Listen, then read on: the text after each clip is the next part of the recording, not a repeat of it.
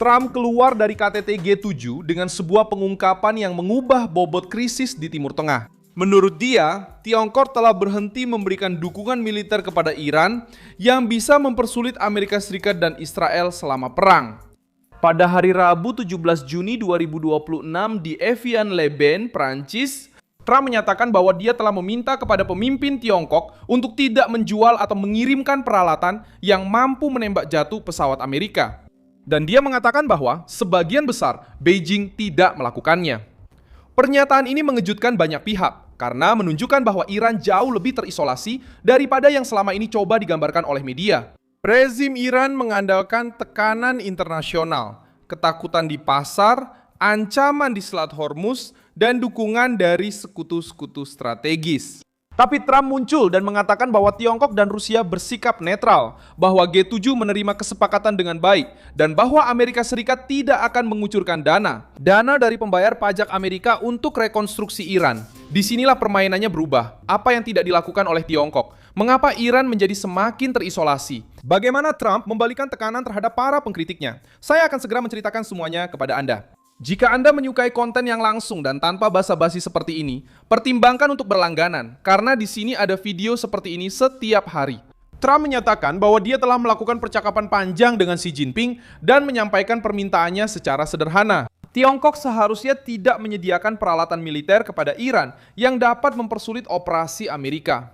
Presiden mengatakan bahwa Beijing memiliki kemampuan untuk menjual sistem yang mampu menembak jatuh pesawat, tetapi dia meminta agar hal itu tidak terjadi. Menurut Trump, Xi mendengarkan pesannya dan, sebagian besar, tidak melanjutkan dukungan semacam itu.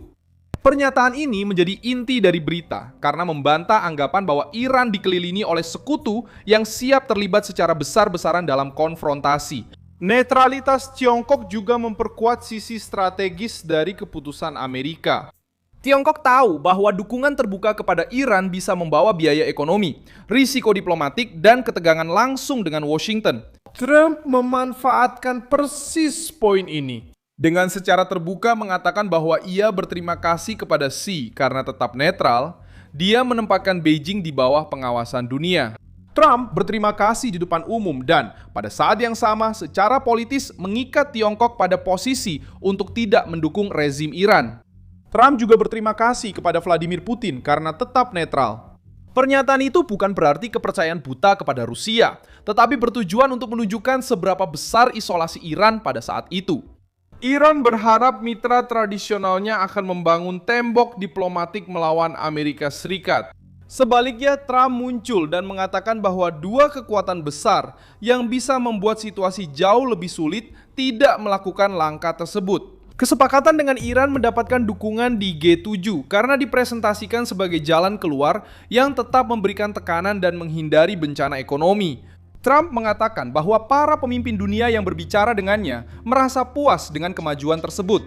Presiden Amerika juga menutup pintu terhadap tuduhan yang beredar terhadap dirinya, yaitu bahwa Amerika Serikat akan menggunakan dana publik untuk membangun kembali Iran.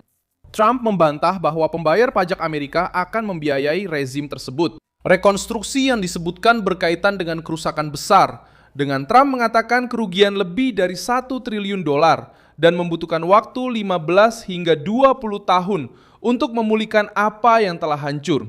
Syarat yang diajukan sangat jelas. Jika Iran bersikap baik, mereka bisa menarik investasi swasta. Jika tidak, mereka akan diserang lagi. Ancaman untuk melanjutkan serangan ini menjadi poin penentu lainnya. Dia mengatakan bahwa jika Iran tidak mematuhi, Amerika Serikat bisa kembali melakukan pengeboman. Ini menempatkan rezim dalam posisi yang tidak nyaman.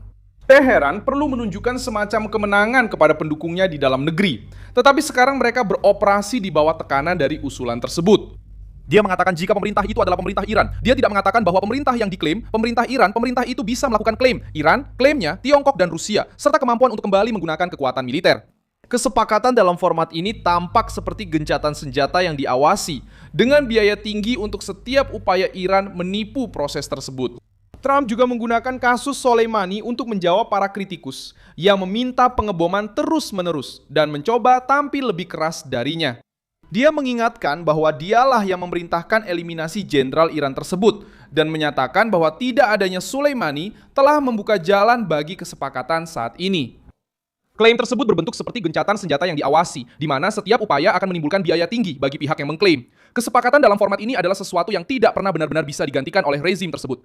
Pernyataan itu digunakan untuk menyerang dua kelompok sekaligus. Kelompok kiri yang menuduh Trump melakukan eskalasi militer, dan kaum garis keras yang mengatakan bahwa dia seharusnya melakukan pengeboman. Tanpa henti, Trump mencoba mengambil posisi tengah yang tegas. Dialah yang menyingkirkan Soleimani, tapi dia juga yang memutuskan kapan harus berhenti. Dalam rangkaian yang sama, Trump berhadapan langsung dengan media yang mencoba menggambarkan kesepakatan itu sebagai sebuah kekalahan.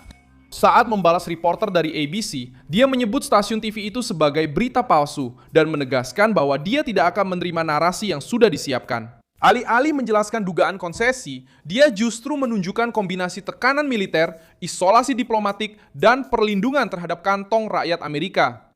Ted Hegseth juga menjadi sorotan berita setelah muncul rumor tentang ketegangan dan kemungkinan pemecatan. Trump secara khusus memuji Menteri Perang dan Jenderal Dan Kane di depan umum.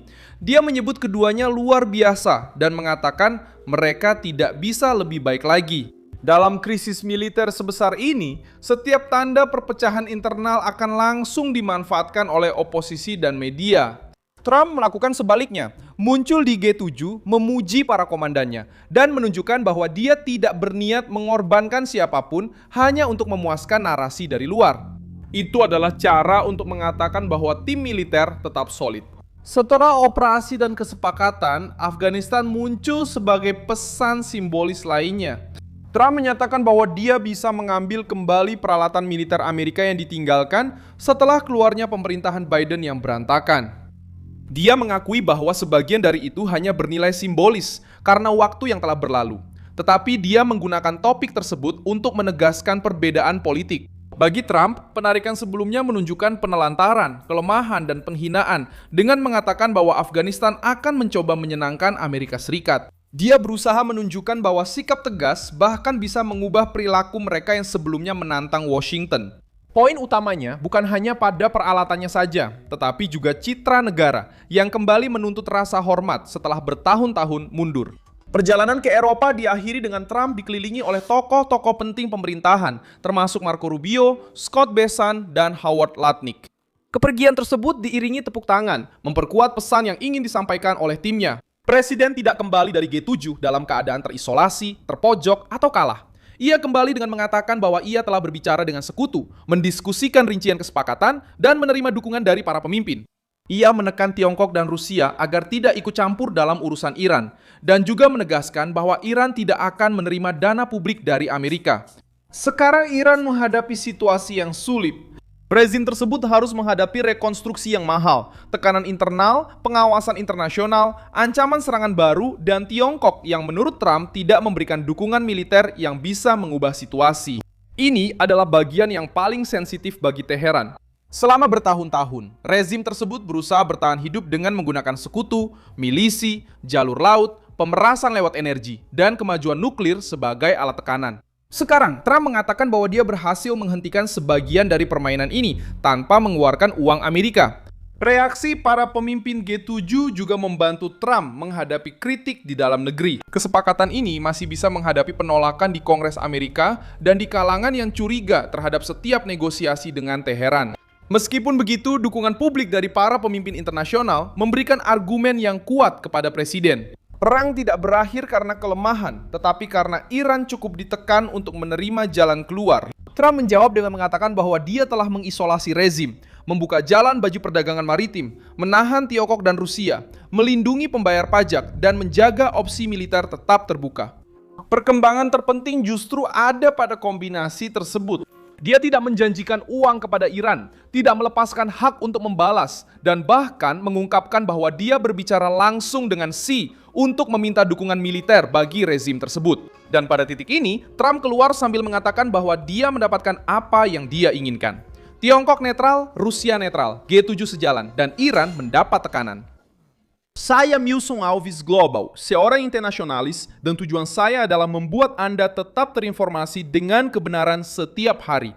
Tautan berita ada di deskripsi video. Sukai video ini, berlanggananlah ke kanal, dan di akhir, lihatlah komentar agar Anda bisa lebih terlibat dengan komunitas. Milson Alves, Global.